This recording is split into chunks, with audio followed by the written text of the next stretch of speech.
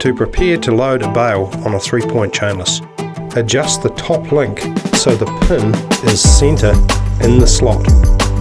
Lift the machine off the ground and then lower the table. Then lower the machine to the ground, listening and watching for the latches to lift.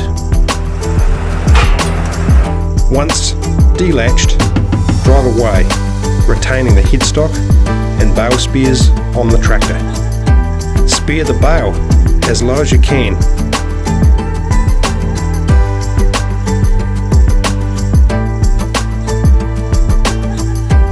Hold the bale above the platform to remove the net wrap.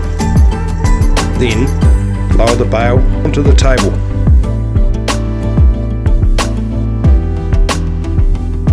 To connect, carefully drive towards the machine. Using the slightly longer bale spare as a gauge, line it up exactly so that the bale spares slowly enter their portholes until it latches.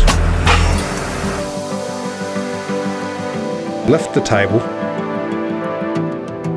then lift the machine off the ground.